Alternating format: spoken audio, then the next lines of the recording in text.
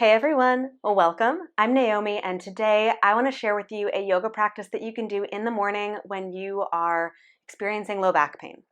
So low back pain is no fun for anyone, and it's often worst in the mornings, like the very beginning of the day, because you just were sleeping and you might have been sleeping in a funny way that sort of aggravated some long-term pattern in your back and triggered some pain.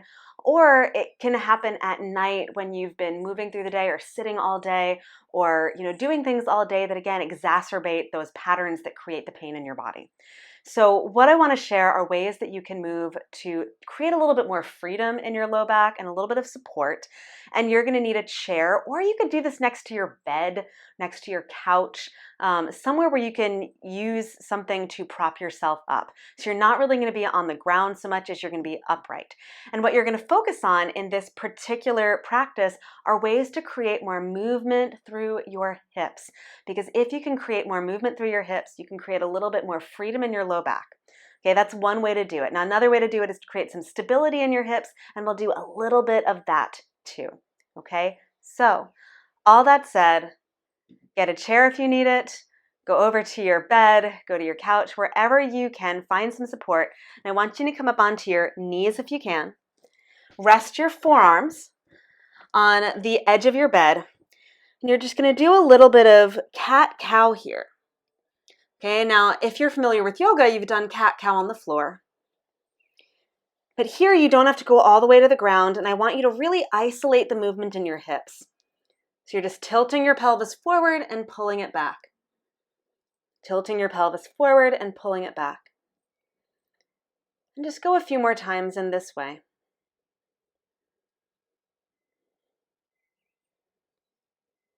Again, tilt forward and back.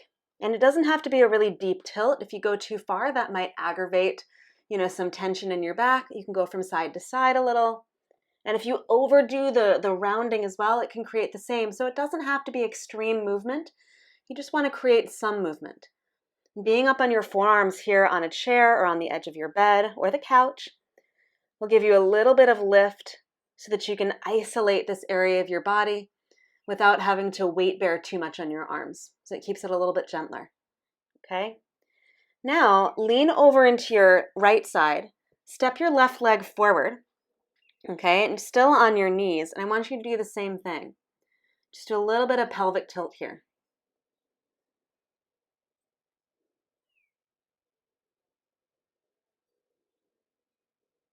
Okay? And then once you've done a little bit of that, pause where you're tilting your pelvis forward. Your butt is shooting back behind you.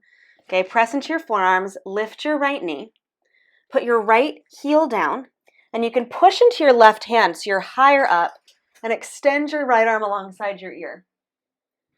Okay, so take a full breath in, full breath out. And if you're on your bed, you could put your forearm on your thigh instead. That's fine. Okay, but if you're on a chair like I am, you can push into the chair, and that's just going to give you a little bit more power. Okay, take a full breath in here. Full breath out, turn back toward the chair. Okay, lower your knee down and just stretch your arm back. So you're just opening up through the whole left side of your body. Okay, take a full breath in. Full breath out, come on back to center and switch sides. Take your left knee back, step your right leg forward, and just do a little bit of pelvic tilting here. Forward and back. So again, it doesn't have to be extreme. Forward and back.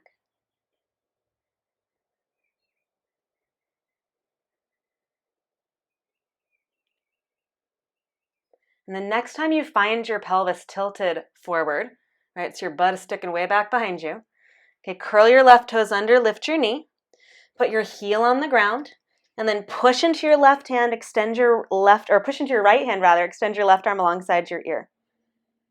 Okay, take a full breath in here, full breath out. Okay, and as you extend out, really push through your left leg, slide your right hip underneath you just a bit, so you feel a little bit more even through your pelvis and neutral. And of course, if your bed is really soft and your couch is really soft and you can't push into it, you can have your forearm on your thigh and it's just as good. Okay, take a full breath in, full breath out, turn back toward the chair, lower your left knee down, and then reach your right arm over to the right. Doesn't have to be a big twist, just over to the right to create some mobility through your spine. Okay, inhale fully. Exhale completely. Bring your right hand back in. Now place both hands on the chair, left knee up, right leg back, and give your knees a little bit of a bend as you stretch back. Okay, now if you need to be higher up, so if you're on your bed and your hands are on your bed, they're going to be kind of low down like mine are on this chair. If you need to be higher up, you can be higher up and grab the very back of the chair if you have a chair. If you're on a bed, it's going to be a little bit harder to get higher up, right? Unless you get on your bed and you hold on to the top of the bed frame. So being low down is no big deal. It's just going to give you a little bit more lift through your hips, okay? So you just have options is more what I'm telling you, all right? If you're on the couch, you could use the back of the couch as well, okay? Now give your knees a bend and see if you can hold on. So especially if you're on that chair, if you hold on to the sides, you can lower your butt and just shift your butt back behind you. Okay, then dig into your heels and work your legs just a little bit straighter, not all the way straight, just a little straighter.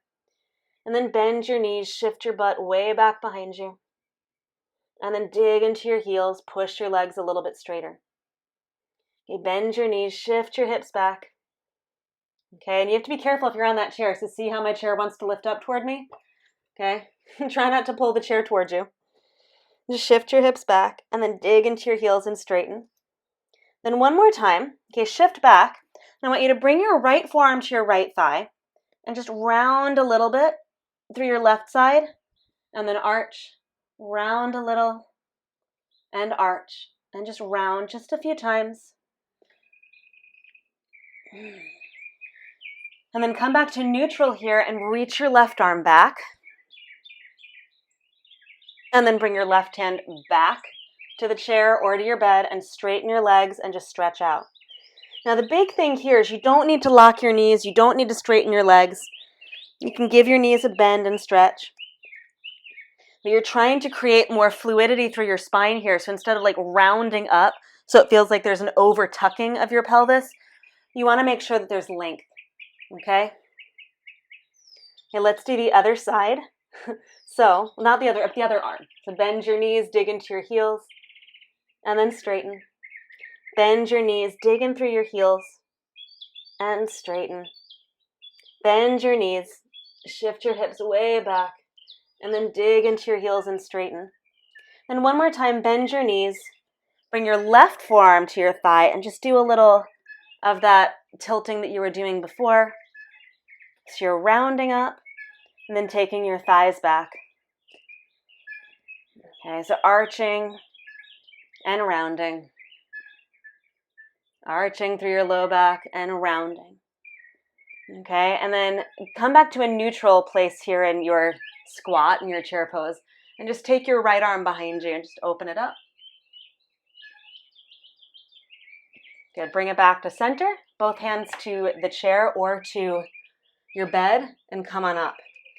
Now the last thing that you're going to do, and this is a little bit more helpful if you have a chair, but you can certainly do this on a bed. You just can't hold on to anything. So you're going to step your right foot up onto the bed or onto the chair. Step your left foot back just a little bit.